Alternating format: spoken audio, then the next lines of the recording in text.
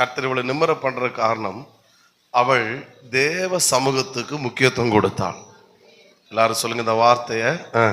தேவ சமூகத்துக்கு முக்கியத்துவம் கொடுத்து. நான் நினைக்கிறேன், நான் உட்பட, உங்களை விடுங்க, ஒருவேளை எனக்கு நான் இப்படிப்பட்ட ஒரு கூனனா இருப்பேன் அப்படின்னா கண்டிப்பா ஞாயிற்றுக்கிழமை சர்ச்சுக்கு வந்திருக்க மாட்டேன். சோத்திரம். உங்களை நான் குற்றம் சாட்டுறது நான் என்ன இது பண்றேன். ஏன்னா எப்படி எப்படி சோத்திரம், பெண்டு நடக்க முடியாது, உட்கார முடியாது, சேர்ல இருக்க முடியாது. வந்து என்னத்துக்கு யாரையும் முகத்தையும் பார்க்க முடியாது. எதுக்கு நான் இவ்வளவு தூரம் நடந்து வந்து சோத்திரம். இன்னொன்னு என்னன்னா, இவ யாரு ஆபிரகாம குமாரத்தியானாலும் யாரு கட்டி வச்சிருக்கு? சாத்தான் கட்டி வச்சிருக்கு. ஒரு ஆமேன்னு சொல்லுங்க. நான் போன வெள்ளிக்கிழமை சொன்னது போல, இவ சாத்தான் கட்டி வச்சிருக்கு, சாத்தானை கூட்டிட்டே சர்ச்சுக்கு வந்துட்டான்.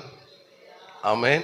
நீ கட்டி தானே வச்சிருக்க, நீ விடுற மாதிரி இல்லை, பின்ன நீ என் கூட வா, நம்ம சேர்ந்து சர்ச்சில் என்ன செய்வோம், இருப்போம், சேர்ந்து வீட்டுக்கு போவோம். ஆமேன். சோத்திரம்.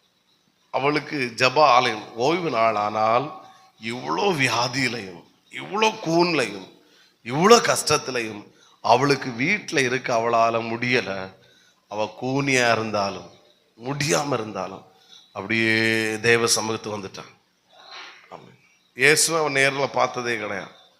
நான் சொல்கிறேன், தேவ சமூகத்துக்கு ஒரு முக்கியத்துவம் கொடுத்தா அவன் குடும்பம் நிமிருவது உறுதி.